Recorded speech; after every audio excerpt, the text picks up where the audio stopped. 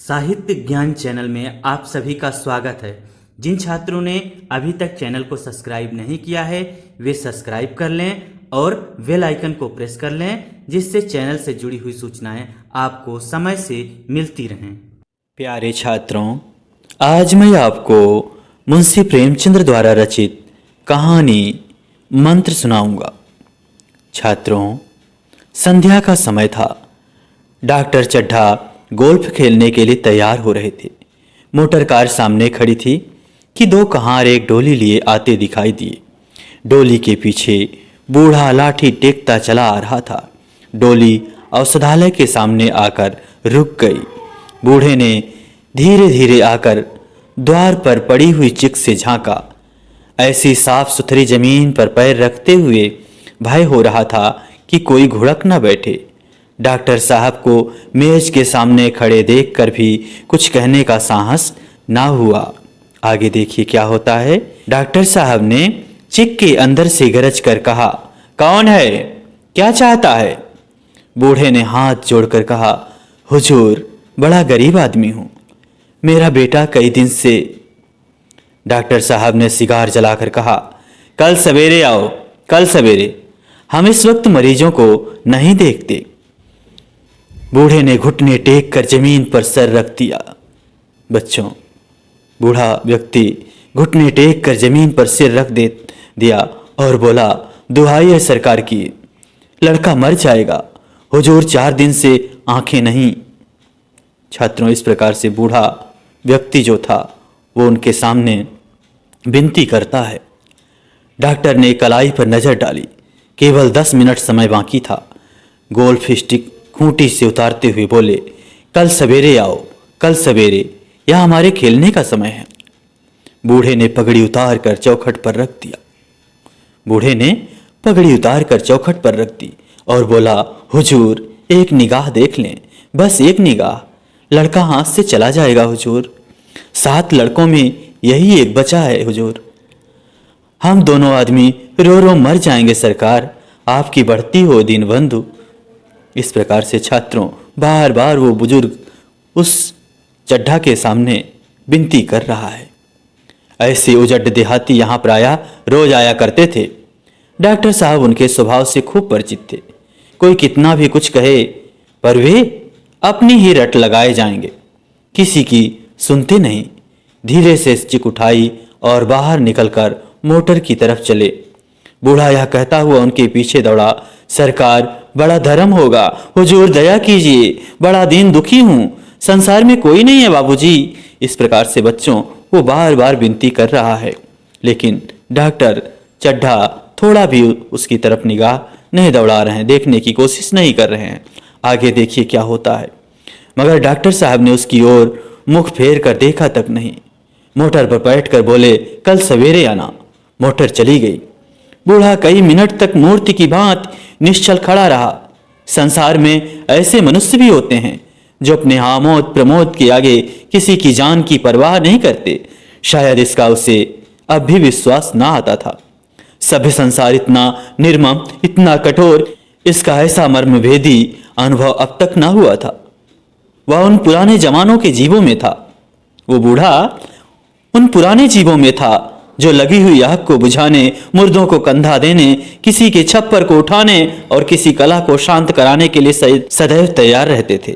जब तक बूढ़े को मोटर दिखाई दी, वह खड़ा टकटकी लगाए उस ओर ताकता रहा। शायद उसे अब भी डॉक्टर साहब के लौट आने की आशा थी।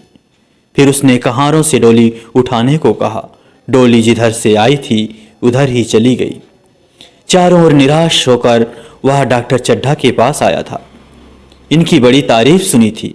यहाँ से निराश होकर फिर वह किसी के दूसरे डॉक्टर के पास ना गया, किस्मत ठोंक ली।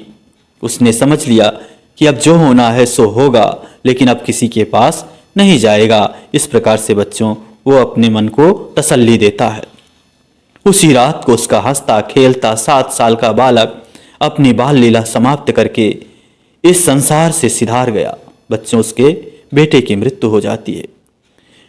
बूढ़े माँ बाप के जीवन का यही एक सहारा था। इसी का मुंह देखकर वे जीते थे। इस दीपक के बुझते ही जीवन की अंधेरी रात भाएं भाएं करने लगी। बुढ़ापे की विशाल ममता टूटे हुए हृदय से निकलकर उस अंधकार में आर्त स्वर से रोने लगी। बच्चों, इस प्रकार से उस बूढ़े व्यक्ति के बेटे की मृत्यु हो जाती है और वो दोनों बूढ़ा बूढ़ी रोते रहते हैं। अब देखिए कहानी दूसरी तरफ की शुरू होती है। आगे इस कहानी को आइए समझते हैं। कई साल गुजर गए। डॉक्टर चड्ढा ने खूब यश और धन कमाया, लेकिन उसके साथ ही अपने स्वास्थ्य की रक्षा भी की, जो एक असाधारण बात थी। यह उनके नियमित जीवन का आशीर्वाद था कि 50 वर्ष की अवस्था में भी उनकी चुस्ती और फुर्ती युवकों को लज्जित करती थी। उनके हर एक काम का समय था। इस नियम से वह ज्यों भर भी न टलते थे। बहुधा लोग स्वास्थ्य के नियमों का पालन उस समय करते हैं जब रोगी हो जाते हैं, लेकिन डॉक्टर चड्ढा उपचार और संयम का रहस्य खूब समझते थे। उनकी संतान की संख्या भी इसी नियम के अधीन थी। उनके केवल 2 बच्चे थे, एक लड़का और एक लड़की। तीसरी संतान ना हुई, इसलिए श्रीमती चड्ढा भी अभी जवान मालूम होती थी। लड़की का तो विवाह हो चुका था, लड़का कॉलेज में पढ़ता था। वही माता पिता के जीवन का आधार था। शील और विनय का पुतला, बड़ा ही रसिक, बड़ा ही उदार, विद्यालय का गौरव, युवक समाज की शोभा, मुखमंडल से तेज की छटा सी निकलती थी। आज उसी की 20वीं सालगिरह थी। इस बच्चों, चड्ढा के बेटे का आज क्या था? सालगिरह, अर्थात उसका जन्मदिन था, 20वां जन्मदिन। संध्या का समय था। हरी हरी घास पर कुर्सियां बिछी हुई थीं। शहर के रईस और हुक्काम एक तरफ, कॉलेज के छात्र दूसरी तरफ बैठे भोजन कर रहे थे। बिजली के प्रकाश से सारा मैदान जगमगा रहा था। आमोद प्रमोद का सामान भी जमा था। छोटा सा प्रहसन खेलने की तैयारी थी। प्रहसन स्वयं कैलाश नाथ ने लिखा था, जो डॉक्टर चड्ढा का बेटा है वही लिखा था। वही मुख्य एक्टर भी था। इस समय वह एक रेशमी कमीज पहने, नंगे सिर नंगे पांव इधर से उधर मित्रों की आवभगत में लगा हुआ था। कोई पुकारता, कैलाश जरा इधर तो आना। कोई उधर से बुलाता, कैलाश क्या उधर ही रहोगे। सभी उसे छेड़ते थे, चुगली करते थे। बेचारे को जरा दम मारने का अवकाश न मिलता था। सहसा एक रमणी ने उसके पास आकर कहा, क्यों कैलाश, तुम्हारे सांप कहाँ हैं? जरा मुझे दिखा दो। कैलाश ने उससे हाथ मिलाकर कहा, मृणालिनी इस वक्त क्षमा करो, कल दिखा दूंगा। मृणालिनी ने आग्रह किया, जी नहीं, तुम्हें दिखाना पड़ेगा। मैं आज नहीं मानने की, तुम रोज कल कल करते हो। मृणालिनी और कैलाश दोनों सहपाठी थे, एक दूसरे से के प्रेम में पगे हुए थे। कैलाश को सांपों को पालने, खिलाने और नचाने का शौक था। तरह तरह के सांप पाल रखे थे। उसके स्वभाव और चरित्र की परीक्षा करता रहता था। थोड़े ही दिन हुए उसने विद्यालय में सांपों पर एक मार्के का व्याख्यान दिया था। सांपों को नचाकर दिखाया भी था। प्राणी शास्त्र के बड़े बड़े पंडित भी यह व्याख्यान सुनकर दंग रह गए थे। यह विद्या उसने एक बूढ़े सपेरे से सीखी थी। सांपों की जड़ी बूटियां जमा करने का उसे मर्ज था। इतना पता भर मिल जाए कि किसी व्यक्ति के पास कोई अच्छी जड़ी है, फिर उसे चैन न आता था, उसे लेकर ही छोड़ता था। यही व्यसन था। इस पर हजारों रुपए फूंक चुका था। मृणालिनी कई बार आ चुकी थी, पर कभी सांपों को देखने के लिए इतनी उत्सुक ना हुई थी। कह नहीं सकते आज उसकी उत्सुकता सचमुच जाग गई थी, या वह कैलाश पर अपने अधिकार का प्रदर्शन करना चाहती थी। पर उसका आग्रह बेमौका था। उस कोठरी में इतनी भीड़ लग जाएगी, भीड़ देखकर सांप कितने चौंकेंगे और रात के समय उन्हें छेड़ा जाना कितना बुरा लगेगा, इन बातों का उसे जरा भी ध्यान ना आया। कैलाश ने कहा, नहीं, कल जरूर दिखा दूंगा। इस वक्त अच्छी तरह दिखा भी ना सकूंगा, कमरे में तिल रखने की जगह ना मिलेगी। इस प्रकार से छात्रों कैलाश मृणालिनी को समझाता है। अन्य साथी जैसे आप लोग अपने साथियों को छेड़ते हो, उसी प्रकार से और भी साथी जो वहां मौजूद थे वो छेड़ने लगते हैं। एक महाशय ने छेड़कर कहा, दिखा क्यों नहीं देते, जरा सी बात के लिए इतना टाल मटोल कर रहे हो। मिस गोविंद हरगिज न मानना, देखें कैसे नहीं दिखाते। दूसरे महाशय ने और रद्दा चढ़ाया। मिस गोविंद इतनी सीधी और भोली हैं, तभी आप इतना मिजाज करते हैं। दूसरी सुंदरी होती तो इसी बात पर बिगड़ खड़ी होती। तीसरे साहब ने मजाक उड़ाया। अजी बोलना छोड़ देती, भला कोई बात है। इस पर आपको दावा है कि मृणालिनी के लिए जान हाजिर है। मृणालिनी ने देखा कि ये सौदे उसे रंग पर चढ़ा रहे हैं तो बोली, आप लोग मेरी वकालत ना करें, मैं खुद अपनी वकालत कर लूंगी। मैं इस वक्त सांपों का तमाशा नहीं देखना चाहती। चलो छुट्टी हुई। इस पर मित्रों ने ठहाका लगाया। एक साहब बोले, देखना तो आप सब कुछ चाहें, पर कोई दिखाए भी तो। कैलाश को मृणालिनी की छेपी हुई सूरत देखकर मालूम हुआ कि इस वक्त उसका इनकार वास्तव में उसे बुरा लगा है। ज्यों ही प्रीति भोज समाप्त हुआ और गाना शुरू हुआ, उसने मृणालिनी और अन्य मित्रों को सांपों के दरबे के सामने ले जाकर महुअर बजाना शुरू किया। फिर एक एक खाना खोलकर एक एक सांप को निकालने लगा। वाह क्या कमाल था। ऐसा जान पड़ता था कि वे कीड़े उसकी एक एक बात, उसके मन का एक एक भाव समझते हैं। इस प्रकार से लग रहा था कि उसके मन की बातों को वो जो सांप हैं जानते हैं। किसी को उठा लिया, किसी को गर्दन में डाल लिया, किसी को हाथ में लपेट लिया। मृणालिनी बार बार मना करती, उन्हें गर्दन में न डालो, दूर ही से दिखा दो, बस जरा नचा दो। कैलाश की गर्दन में सांपों को लपेटते देखकर उसकी जान निकल जाती थी। पछता रही थी कि मैंने व्यर्थ ही इनसे सांप दिखाने को कहा, मगर कैलाश एक ना सुनता। प्रेमिका के सम्मुख अपने सर्प कला प्रदर्शन का ऐसा अवसर पाकर वह कब चूकता। एक मित्र ने टीका की, दांत तोड़ डाले होंगे। इस प्रकार से छात्रों वो सांपों को दिखाने लगता है तो एक साथी उसका कहता है कि ये क्या किया होगा, सांप के दांतों को तोड़ दिया होगा। कैलाश हंसकर बोला, दांत तोड़ना मदारियों का काम है, किसी के दांत नहीं तोड़े हैं, कहिए तो दिखा दूं। कहकर उसने एक काले सांप को पकड़ लिया और बोला, मेरे पास इससे बड़ा और जहरीला दूसरा नहीं है। अगर किसी को काट ले तो आदमी आनन फानन में मर जाए, लहर भी ना आए। इसके कांटे का मंत्र नहीं है, इसके दांत दिखा दूं। मृणालिनी ने उसका हाथ पकड़कर कहा, नहीं नहीं कैलाश, ईश्वर के लिए उसे छोड़ दो, तुम्हारे पैरों पड़ती हूं। इस पर दूसरे मित्र बोले, मुझे तो विश्वास नहीं आता, लेकिन तुम कहते हो तो मान लूंगा। कैलाश ने सांप की गर्दन पकड़ ली। नहीं साहब, आप आंखों से देखिए, आप आंखों से देखकर मानिए। दांत तोड़कर वश में किया तो क्या किया। सांप बड़ा समझदार होता है। अगर उसे विश्वास हो जाए कि इस आदमी से मुझे कोई हानि न पहुंचेगी तो वह उसे हरगिज न काटेगा। मृणालिनी ने जब देखा कि कैलाश पर इस वक्त भूत सवार है तो उसने यह तमाशा न करने के विचार से कहा, अच्छा भाई अब यहाँ से चलो, देखो गाना शुरू हो गया है, आज मैं भी कोई चीज सुनाऊंगी। यह कहते हुए उसने कैलाश का कंधा पकड़कर चलने का इशारा किया और कमरे से निकल गई। मगर कैलाश विरोधियों का शंका समाधान करके ही दम लेना चाहता था। उसने सांप की गर्दन पकड़कर जोर से दबाई, इतनी जोर से दबाई कि उसका मुंह लाल हो गया, देह की सारी नसें तन गई। सांप ने अब तक उसके हाथों ऐसा व्यवहार ना देखा था। उसकी समझ में ना आता था कि यह मुझसे क्या चाहते हैं। उसे शायद भ्रम हुआ कि यह मुझे मार डालना चाहते हैं। अतः वह आत्मरक्षा के लिए तैयार हो गया। कैलाश ने उसकी गर्दन खूब दबाकर मुंह खोल दिया और उसके जहरीले दांत दिखाते हुए बोला, जिन सज्जनों को शक हो आकर देख लें।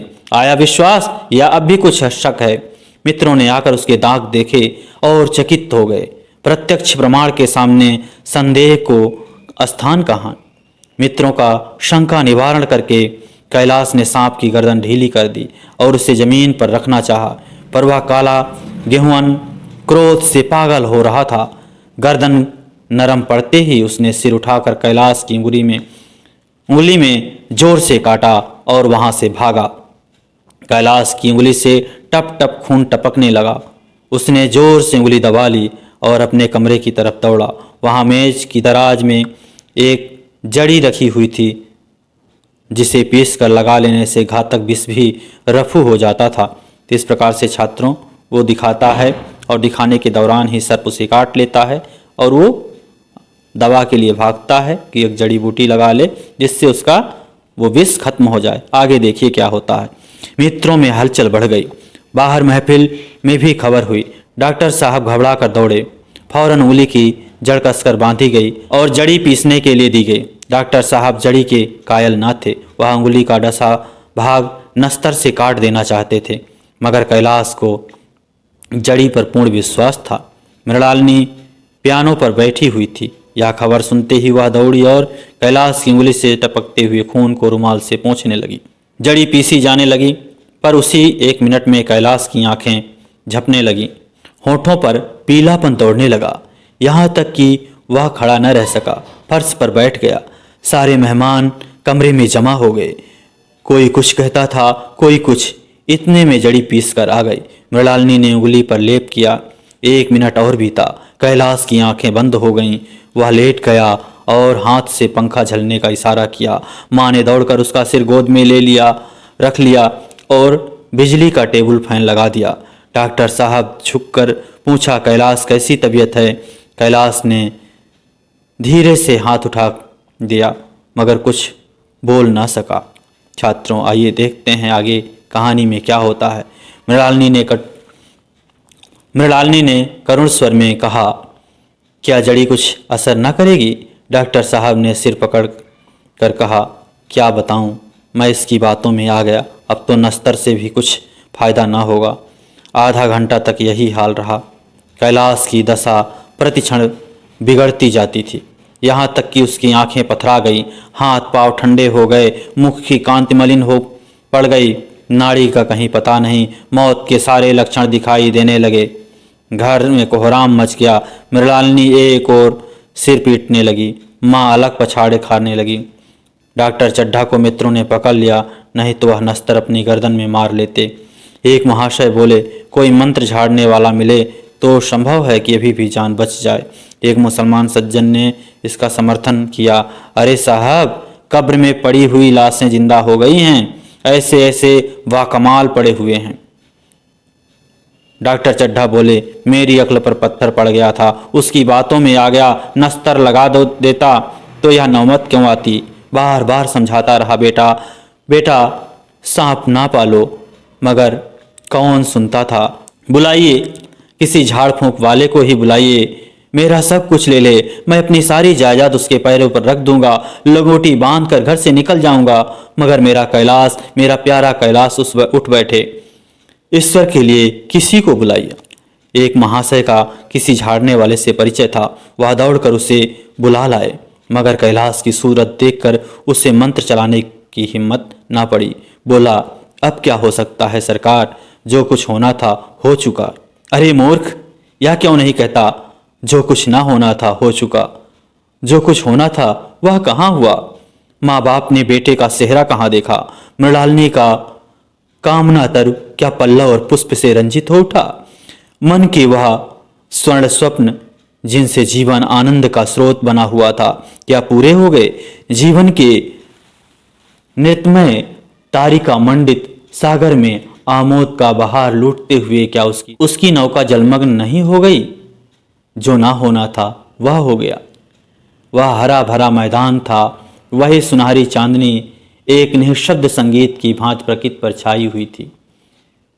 वही मित्र समाज था, वही मनोरंजन के सामान थे, मगर जहाँ हास्य की ध्वनि थी वहाँ अब करुण क्रंदन अश्रु प्रवाह था।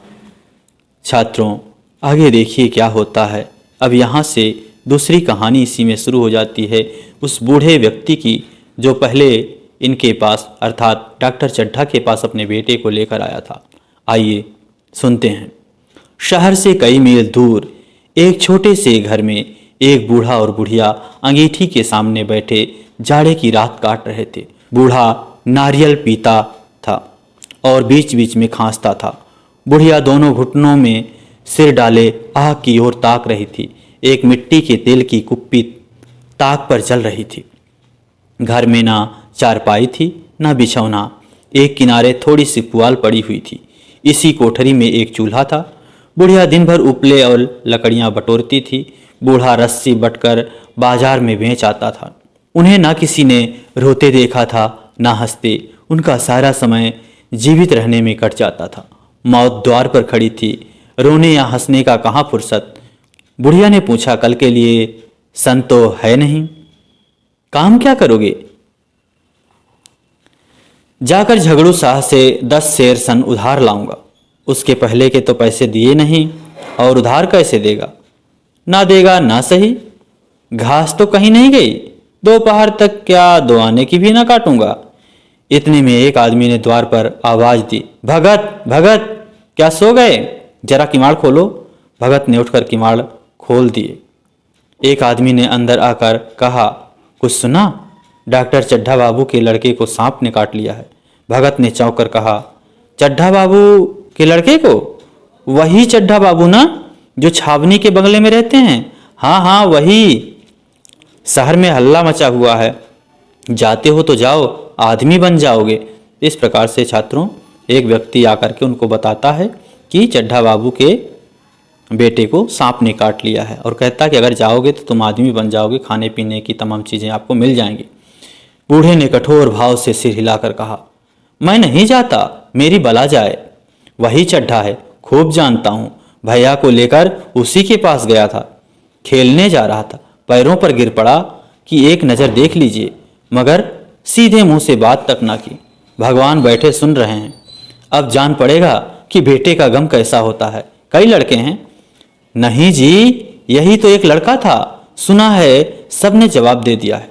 भगवान बड़ा कारसाज है।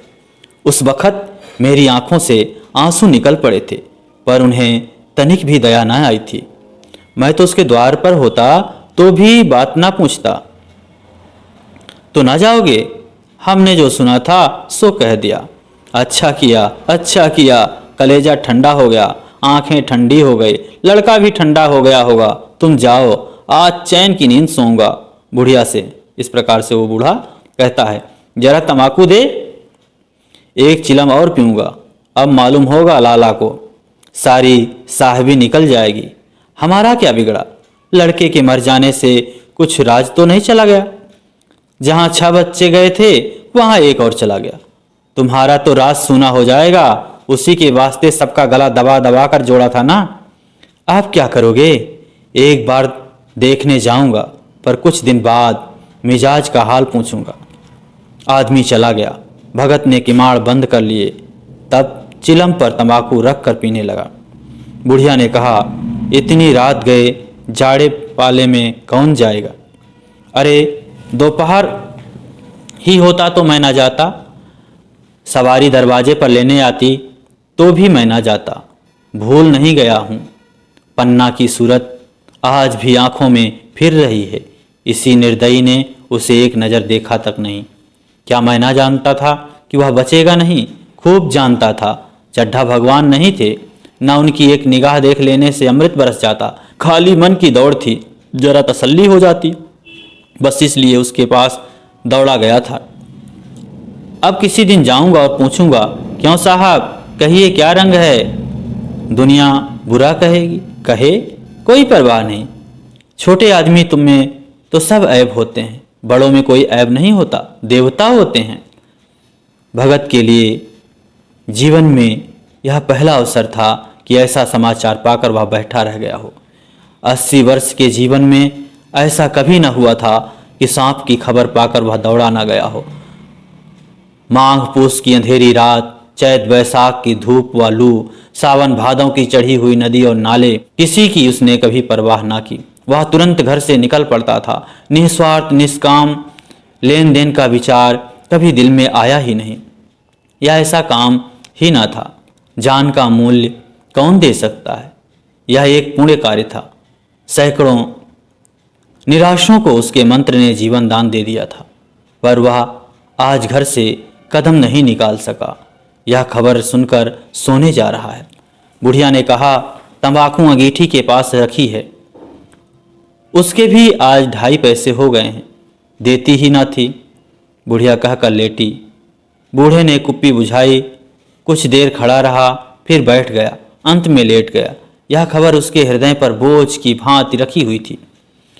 उसे मालूम हो रहा था कि उसकी कोई चीज खो गई है, जैसे सारे कपड़े गीले हो गए हों या पैरों में कीचड़ लगा हुआ है, जैसे उसके मन में कोई बैठा हुआ उससे घर से निकलने के लिए कुरेद रहा है।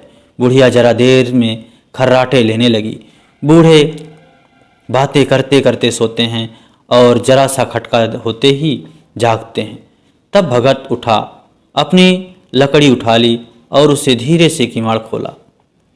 बुढ़िया ने पूछा, कहाँ जाते हो? कहीं नहीं, देखता हूँ कितनी रात है। अभी बहुत रात है, सो जाओ, नींद नहीं आती। नींद काहे को आएगी, मन तो चड्ढा के घर पर लगा हुआ है। चड्ढा ने मेरे साथ कौन सी नेकी कर दी है जो वहाँ जाऊँ? वहाँ आकर मेरे पैरों पड़े तो भी न जाऊँ। उठे तो इसी इरादे से हो? नहीं री, ऐसा पागल नहीं हूँ जो मुझे कांटे बोए उसके लिए फूल बोता फिरूं। बुढ़िया फिर सो गई। भगत ने किमाड़ लगा दिए और फिर आकर बैठा, पर उसके मन में कुछ ऐसी दशा थी जो बाजे की आवाज़ कान में पड़ते ही उपदेश सुनने वालों की होती है। आंखें चाहे उपदेशक की ओर हो, पर कान बाजे की ओर ही होते हैं। दिल में भी बाजे की ही ध्वनि गूंजती रहती है। शर्म के मारे जगह से नहीं उठता। निर्दयी प्रतिघात का भाव भगत के लिए उपदेशक था, पर हृदय उस अभागे युवक की ओर था जो इस समय मर रहा था, जिसके लिए एक एक पल का विलंब घातक था। उसने फिर किवाड़ खोले, इतने धीरे से कि बुढ़िया को खबर ना हुई। बाहर निकल आया। उसी वक्त गांव का चौकीदार गश्त लगा रहा था। बोला, कैसे उठे भगत? आज तो बड़ी सर्दी है, कहीं जा रहे हो क्या? भगत ने कहा, नहीं जी, जाऊंगा कहाँ? देखता था कि अभी कितनी रात है। भला कै बजे होंगे? चौकीदार बोला, 1 बजा होगा और क्या। अभी थाने से आ रहा था तो डॉक्टर चड्ढा बाबू के बंगले पर भीड़ लगी हुई थी। उनके लड़के का हाल तो तुमने सुना ही होगा, कीड़े ने छू लिया है, चाहे मर भी गया हो। तुम चले जाओ तो शायद बच जाए। सुना है 10,000 देने को तैयार हैं। भगत, मैं तो ना जाऊं, चाहे वह 10 लाख भी दे दें। मुझे 10,000 या 10 लाख लेकर क्या करना क्या है? कल मर जाऊंगा, फिर कौन भोगने वाला बैठा हुआ है। चौकीदार चला गया। भगत ने आगे पैर बढ़ाया। जैसे नशे में आदमी की देह अपने काबू में नहीं रहती, पैर कहीं रखता है, पड़ता है कहीं है, कहता कुछ है, जबान से कुछ निकलता है। वही हाल इस समय भगत का था। मन में प्रतिकार था, पर कर्म मन के अधीन था। जिसने कभी तलवार नहीं चलाई, वह इरादा करने पर भी तलवार नहीं चला सकता। उसके हाथ कांपते हैं, उठते ही नहीं। भगत लाठी खटखट करता लपका चला जाता था। चेतना रोकती थी, पर उपचेतना ठेलती थी। सेवक स्वामी पर हावी था। आधी राह निकल जाने के बाद सहसा भगत रुक गया। हिंसा ने क्रिया पर विजय पाई। मैं यूं ही इतनी दूर चला आया, इस जाड़े पाले में मरने की मुझे क्या पड़ी है? आराम से सोया क्यों नहीं? नींद ना आती, ना सही 2-4 भजन ही गाता। व्यर्थ इतनी दूर दौड़ा आया। चड्ढा का लड़का रहे या मरे, मेरी बला से। मेरे साथ इन्होंने कौन सा सलूक किया है कि मैं उनके लिए मरूं? दुनिया में हजारों मरते हैं, हजारों जीते हैं। मुझे किसी के मरने जीने से क्या मतलब? मगर उस चेतना ने अब एक दूसरा रूप धारण किया, जो हिंसा से बहुत कुछ मिलता जुलता था। वह झाड़ फूंक करने नहीं जा रहा है। वह देखेगा कि लोग क्या कर रहे हैं। डॉक्टर साहब का रोना पीटना देखेगा, किस तरह पछाड़े खाते हैं। वह देखेगा कि बड़े लोग भी छोटों की भांति ही रोते हैं या सब्र भी कर जाते हैं। वे लोग जो विद्वान होते हैं सब्र कर जाते होंगे। हिंसा भाव को यूं धीरज देता हुआ वह फिर आगे बढ़ता है। इतने में 2 आदमी आते दिखाई दिए। दोनों बातें करते चले आ रहे थे। चड्ढा बाबू का घर उजड़ गया। वही तो एक लड़का था। भगत के कान में यह आवाज़ पड़ी। उसकी चाल और भी तेज हो गई। थकान के मारे पांव ना उठते थे। शिरोभाग इतना बढ़ा जाता था मानो अब मुंह के बल गिर पड़ेगा। इस तरह कोई 10 मिनट चला होगा कि डॉक्टर साहब का बंगला नजर आया। बिजली की बत्तियां जल रही थीं मगर सन्नाटा छाया हुआ था। रोने पीटने की आवाज़ भी न आती थी। भगत का कलेजा धक धक करने लगा। कहीं मुझे बहुत देर तो नहीं हो गई। वह दौड़ने लगा। अपनी उम्र में वह इतना तेज कभी न दौड़ा था। बस यही मालूम होता था मानो उसके पीछे मौत दौड़ी आ रही है। इस प्रकार से छात्रों को दौड़ता भागता उनके घर जा रहा है। 2 बज गए थे। मेहमान विदा हो गए थे। रोने वालों में केवल आकाश के तारे रह गए थे और सभी रो रो कर थक गए थे। बड़ी उत्सुकता के साथ लोग रह रहकर आकाश की ओर देखते थे कि किसी तरह सुबह हो और लाश गंगा की गोद में दी जाए। सहसा भगत ने द्वार पर पहुंचकर आवाज दी, डॉक्टर साहब। डॉक्टर साहब समझे कोई मरीज आया होगा। किसी और दिन उन्होंने उस आदमी को दुत्कार दिया होता, मगर आज बाहर निकल आए। देखा एक बूढ़ा आदमी है। कमर झुकी हुई, पोपला मुंह, भौहें तक सफ़ेद हो गई थीं। लकड़ी के सहारे कांप रहा था। बड़ी नम्रता से बोले, क्या है भाई, आज तो हमारे ऊपर ऐसी मुसीबत पड़ी है कि कुछ कहते नहीं बनता। फिर कभी आना, इधर 1 महीना तक शायद मैं किसी मरीज को ना देख सकूंगा। इस प्रकार से डॉक्टर साहब बोलते हैं। भगत ने कहा, सुन चुका हूँ बाबूजी, इसीलिए आया हूँ। भैया कहाँ हैं, जरा मुझे दिखा दीजिए। भगवान बड़ा कारसाज है, मुर्दे को जिला सकता है, कौन जाने अब भी उसे दया आ जाए। चड्ढा ने व्यथित होकर कहा, चलो देख लो, मगर 3-4 घंटे हो गए। जो कुछ होना था हो चुका। बहुतेरे झाड़ने फूंकने वाले देखकर चले गए। डॉक्टर साहब को आशा तो क्या होती, हाँ, बूढ़े पर दया आ गई। अंदर ले गए। भगत ने लाश को 1 मिनट तक देखा, तब मुस्कुराकर बोला, अभी कुछ नहीं बिगड़ा है बाबूजी। वह नारायण चाहेंगे तो आधे घंटे में भैया जी उठ बैठेंगे। आप नाहक दिल छोटा कर रहे हैं। जरा कहारों से कहिए पानी तो भरें। इस प्रकार से बच्चों, भगत बोलता है कि अभी भी समय नहीं निकला है। आप अपने कहारों से बोलें कि पानी लाएं। कहारों ने पानी भर भर कर कैलाश को नहलाना शुरू किया। पाइप बंद हो गया था। कहारों की संख्या अधिक ना थी, इसलिए मेहमानों ने हाथे के बाहर कुएं से पानी भर भर कर कहारों को दिया। मृणालिनी कलसा लिए पानी ला रही थी। बूढ़ा भगत खड़ा मुस्कुरा मुस्कुरा कर मंत्र पढ़ रहा था, मानो विजय उसके सामने खड़ी हो। जब एक मंत्र समाप्त हो जाते तब वह जड़ी कैलाश को सुंघा देता। इस तरह न जाने कितने घड़े कैलाश के सिर पर डाले गए और न जाने कितनी बार भगत ने मंत्र फूंका। आखिर जब उषा ने अपनी लाल लाल आंखें खोली तो कैलाश की भी लाल लाल आंखें खुल गईं। एक क्षण में उसने अंगड़ाई ली और पानी पीने को मांगा। डॉक्टर चड्ढा ने दौड़कर नारायणी को गले से लगा लिया। नारायणी दौड़कर भगत के पैरों पर गिर पड़ी और मृणालिनी कैलाश के सामने आंखों में आंसू भरे पूछने लगी, अब कैसी तबीयत है। एक क्षण में चारों तरफ खबर फैल गई। मित्रगण मुबारकबाद देने आने लगे। डॉक्टर साहब बड़े श्रद्धा भाव से हर एक के सामने भगत का यश गाते फिरते थे। सभी लोग भगत के दर्शनों के लिए उत्सुक हो उठे, मगर अंदर जाकर देखा तो भगत का कहीं पता न था। नौकरों ने कहा, अभी तो यहीं बैठे चिलम पी रहे थे। हम लोग तंबाकू देने लगे तो नहीं ली, अपने पास से तंबाकू निकाल कर भरी।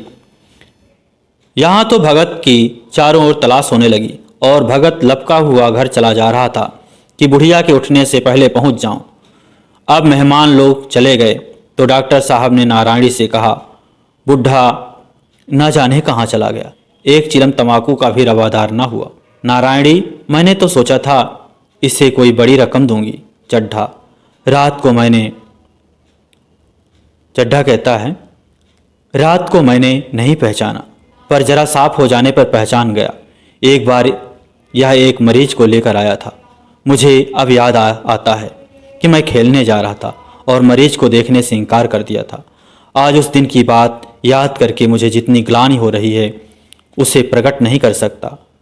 मैं उसे खोज निकालूंगा और पैरों में गिरकर अपना अपराध क्षमा कराऊंगा।